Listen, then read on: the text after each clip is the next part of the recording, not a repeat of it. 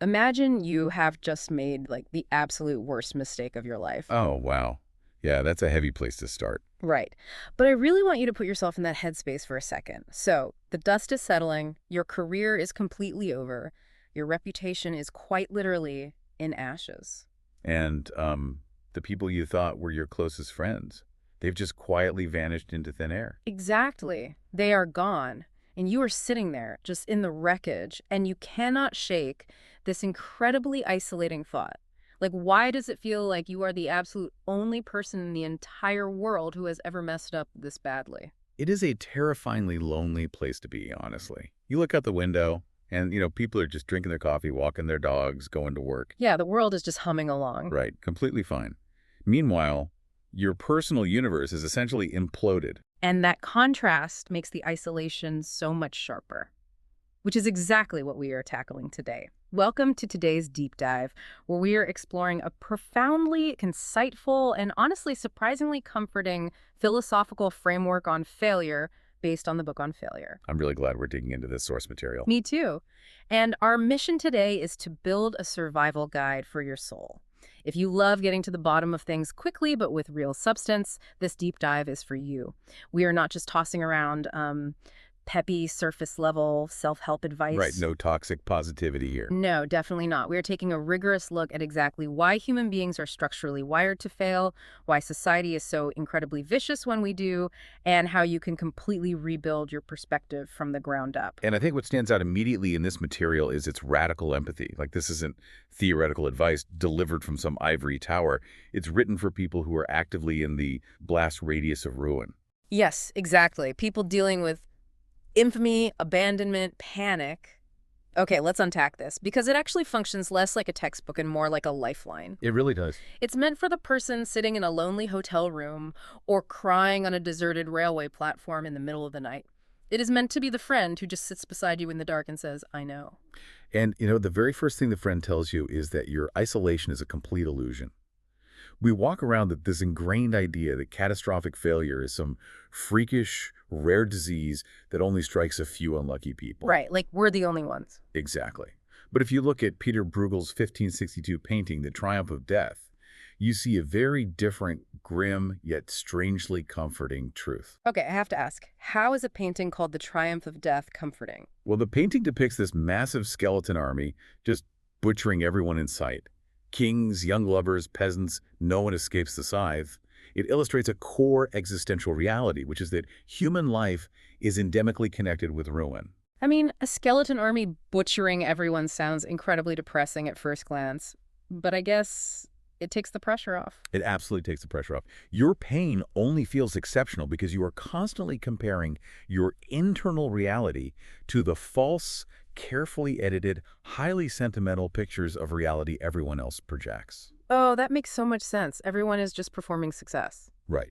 But beneath the surface, failure is essentially lying in wait for all of us across a few very specific categories. Okay, let's get into the mechanics of that, because the material breaks down how we fail in these distinct areas. Take romantic failure, for example.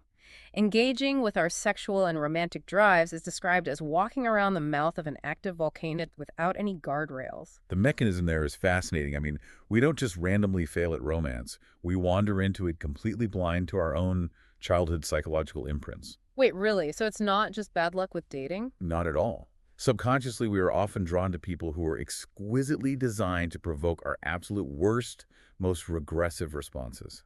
Because they replicate unresolved dynamics from our past. Exactly. We think we're looking for love, but our brains are often just trying to resolve old trauma. Which explains so much of the chaos. And then you pivot to workplace failure. We are constantly sold this sunny narrative to just follow our passion. But the reality of the capitalist marketplace is that it literally demands culls. Yes, and it's super important to understand why it demands culls. It's a structural requirement of the system.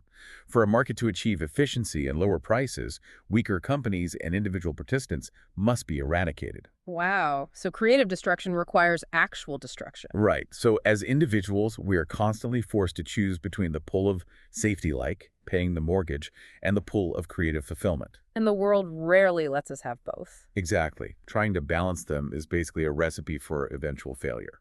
And that is before we even get to historic failure. This concept genuinely terrified me. The idea that what is completely mundanely normal today could literally put you in a jail cell tomorrow. Oh, absolutely. A shift in the political or moral winds, and suddenly you are on the wrong side of history without having changed a single one of your behaviors. But it forces a massive question. If the structural traps are everywhere, why are we so prone to stepping in them? Like, why ruin our own lives? Ultimately, it's because our brains are congenitally flawed. We simply do not possess the cognitive machinery required to perfectly navigate a highly complex 70-year life without crashing. So we're just not built for it. No, we're not. Back in the 4th century, a monk named Evagrius the Solitary mapped out what he called the 7 evil tendencies, which we later came to know as the 7 deadly sins. But if we strip away the religious baggage for a second, what was he actually describing? He was describing psychological tripwires. Pride, lust, anger, these aren't just moral failings, they are cognitive blind spots. I see. We wander blindly into these emotional states because we lack the internal warning lights to tell us we are drifting dangerously off course. It makes me think of your reputation like a giant Jenga tower. You spend 30 years carefully stacking these blocks of good deeds, hard work, late nights at the office, and networking. But because reputation is essentially built of wind and twigs. All it takes is one wrong move to bring it down. Exactly. One terrible email sent in anger, one disastrous date, or one lost temper, and you pull the wrong block. That entire 30-year structure crashes to the floor in 2 hours. But if our brains really lack those warning lights on our instrument panels, is it fair to say that failure isn't some strange anomaly, but our default factory setting? Well, I wouldn't call it a default setting, but rather an inevitable byproduct of our design. We aren't failing because we are uniquely monstrous or evil. Right. We are failing because we are tragic, defectively designed animals trying to navigate impossibly complex modern lives with an operating system built for the Pleistocene era. Which brings us to a massive contradiction. If failure is an inevitable byproduct of our shared defective design, why is society so completely ruthless when it happens to someone? That is the big question. Yeah, because you look at any online comment section about a public figure who made a mistake, and total strangers are typing things like scum or sicko or worse. Where does that vitriol actually come from? It is shocking. But the psychology behind that cruelty is vital to understand, especially if you ever find yourself on the receiving end. That online vitriol is not righteous justice. It's actually driven by the commenter's own deep, unaddressed misery. Wait, how so? Are they just taking a bad day out on a stranger? It's way deeper than that. It's schadenfreude driven by psychological projection. The average person is walking around carrying this massive underground cistern of vengefulness and repressed desire. Because society demands we repress all of that. Exactly. We have to repress the urge to cheat, to scream, to abandon our responsibilities. Hmm. So when someone sees you fail or break a rule, attacking you provides a perverse relief. They are hating in the transgressor a disavowed part of themselves. Wow, so punishing you in public helps them violently repress their own dark urges. Right, and it proves to themselves that they are on the side of the righteous. That makes so much sense. We demand these black and white villains to feel better about our own gray areas. And the sources contrast this modern news media approach with ancient Greek tragedy. Yes, the contrast is stark. Because modern news strips away all humanity to create a one-dimensional monster to throw stones at. But the Greeks did the exact opposite. Right. The Greeks invented tragedy specifically to tell stories of catastrophic failure with deep moral sophistication. They used the concept of hamartia, which translates roughly to a fatal flaw, think Fent, the Oedipus's pride or Othello's jealousy. But crucially, the Greeks did not view these characters as weirdos, perverts, or monsters. They saw them as good, but broken. Good, but broken. Yeah. Yet that is such a deeply empathetic way to view humanity. It really is. And the ultimate lesson the Greeks wanted the audience to take away from watching a tragedy was twofold. When we see someone fail spectacularly, our response shouldn't be gleeful condemnation. It should be deep compassion for them and profound fear for ourselves. Because we share the exact same flaws. Precisely. We just happen to have been luckier so far. We simply haven't encountered the highly specific set of environmental circumstances that would detonate our particular hamartia. Here's where it gets really interesting, because the impulse to publicly destroy people is obviously not new. If you look at the historical timeline of public shaming, the cruelty has always been there. Oh, for sure. You had the Shrew's Fiddle in Austria, where people were locked in a wooden yoke, the ducking stool for women, and the London pillory, where literal mobs would gather to throw dead cats, blood, and dung at people tied to a wooden frame. Just brutal stuff. Right. We love to think we are a highly evolved, enlightened society, but I have to ask, hasn't the internet just become a digital pillory? In many ways, it's actually worse. The internet operates on the exact same psychological mechanism of the pillory, which is public degradation, but with a terrifying modern twist. The eternal memory. Exactly. I mean, in the 18th century, if you survived the pillory, you could eventually move to another town where no one knew your face. You could start over. Yeah. But the internet has become an eternal, globally searchable charge sheet. Society understands that a physical prison sentence has a release date, but we have not evolved a psychological mechanism to put an end date on digital infamy. We lock people in a cage of permanent suspicion and simply throw away the key. And surviving that digital mob is one thing, but how do you survive your own mind? Because the text doesn't shy away from the absolute darkest consequence of this kind of catastrophic failure, which is the contemplation of suicide. It tackles it head on, and I think we need to go there. We do. And the approach here is incredibly nuanced. It starts by looking back at the Stoic philosophers, specifically Seneca. Wait, the Stoics? Yes, the Stoics actually believed that choosing to exit life was a rational human right. In ancient Rome, fortune was viewed as a capricious, cruel force. If the whims of fortune became too agonizing, they felt a self-possessed person had the ultimate agency to choose to leave. Which sounds dark, but the argument is that simply acknowledging this option, like knowing the door is technically unlocked, actually reduces anxiety. Yes. Paradoxically, knowing you have an exit removes the claustrophobia of failure. It gives us a strange surge of courage to keep going, just to see what happens next, because we know we aren't literally trapped. But the material ultimately argues fiercely for staying alive. It lays out three incredibly robust arguments against suicide that go way beyond just, it gets better. Right. The first is duty to others. The mechanism of grief here is profound.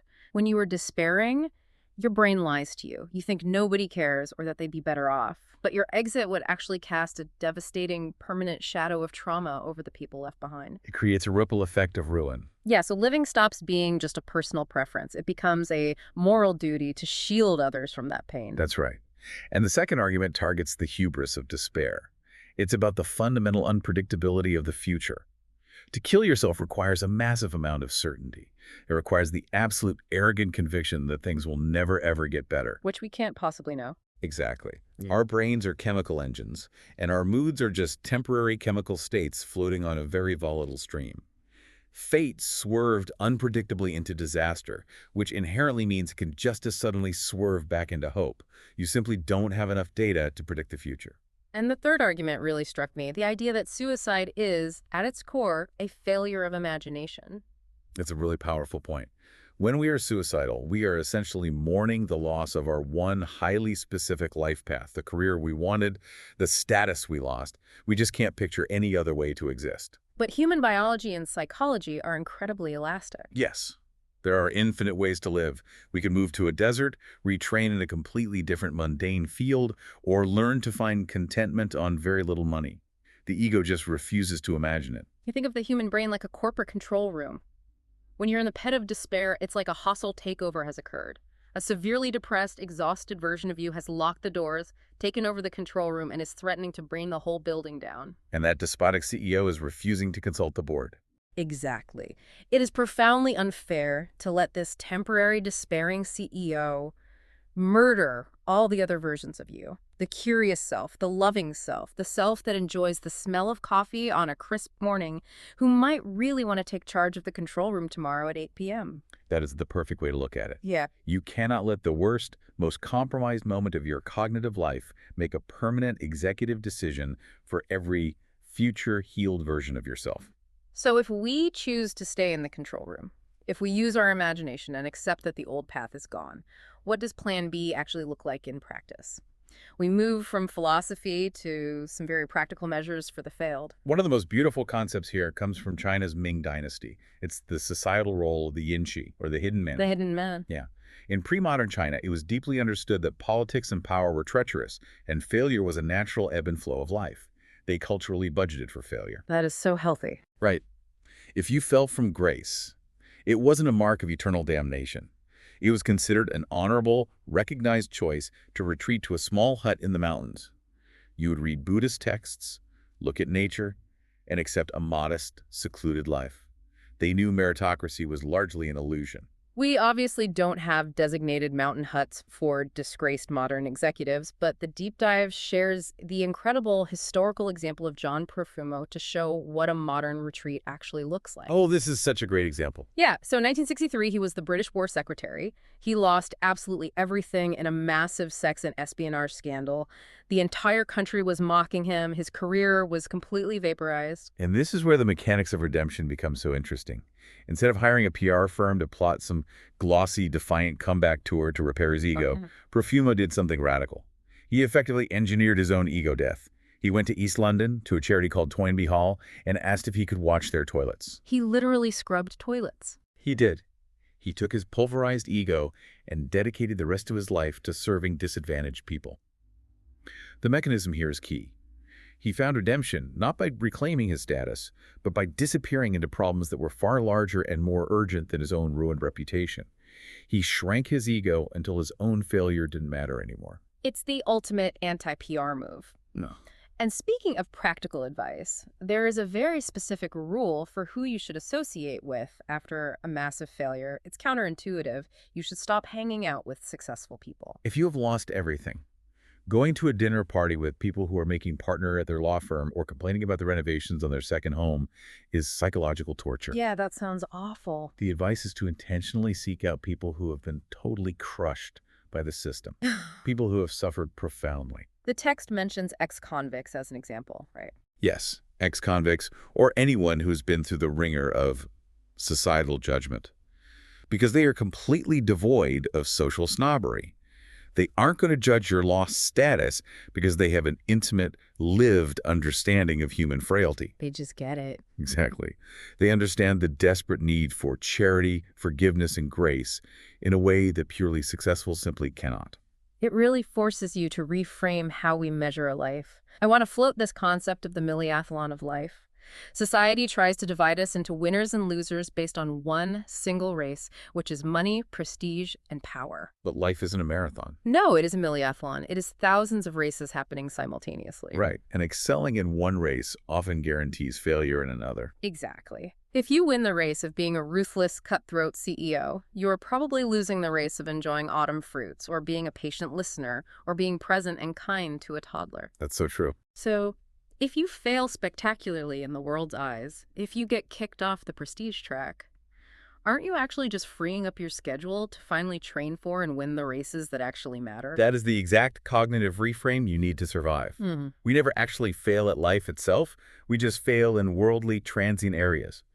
That failure forcefully redirects us onto new tracks, where we can learn to win at patience, gratitude, and letting go. But up to this point, we've been talking about actual catastrophic ruin, the very public crashes. What about the ruin that only exists in our heads? Ah, yes. Because the entire second half of this material pivots to imagined failure. A lot of us spend decades terrified of a collapse that hasn't even happened. What's fascinating here is where the root of that terror originates. We tend to think it's about the high stakes of our adult jobs, but the psychology argues it is rooted in a childhood inability to self-soothe. So we're going back to the nursery. We have to. Picture a baby crying in the dark. If that baby is met with a panicked, irritable, or angry parent, rather than a calm and soothing one, they never learn the internal mechanism for managing distress. The brain's alarm system stays on. Yes, the amygdala, the fear center, never learns to stand down. That baby grows into an adult where every single minor problem, like a slightly delayed train or a terse email from a boss, triggers the exact same biological panic as a world-ending catastrophe. They lack the internal mechanism to tell themselves they are safe. It's basically unprocessed trauma masquerading as ambition or perfectionism. Exactly. There's a vivid example of a father throwing a glass against the wall because a child made a math error at age 6. That terrifying moment gets frozen in amber. 30 years later, that child is an executive, but they have a lifelong paralyzing terror of making even the tiniest mistake in a spreadsheet. And if you look at how this informs our relationship with money, it completely flips our societal assumptions.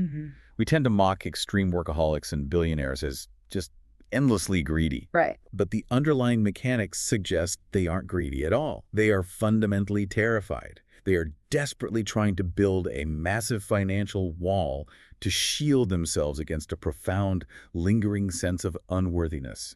The money isn't wealth, it's psychological armor. Let's build on that amygdala response. Think of that childhood trauma like a home security alarm that's been calibrated way, way too sensitively. It's blaring at 3 a.m., waking up the whole neighborhood, causing massive distress. And you rush downstairs thinking someone is smashing the window with a crowbar. But it's just a gentle breeze blowing a leaf past the motion sensor. The biological reaction is a 10, but the actual threat is a 1. Exactly. If our constant worries and perfectionism are actually just a highly efficient way for our miscalibrated alarms to punish us, does that mean the ultimate cure for the fear of failure isn't finally achieving total, untouchable success, but simply practicing self-love? As simple as it sounds, yes. We don't have a deficit of success. We have a deficit of self-compassion. The fear only subsides when you finally learn to consciously step in and extend the same soothing, calm reassurance to your panicked inner child that you would immediately offer to a good friend. When you do that, the world stops looking so endlessly terrifying. So what does this all mean?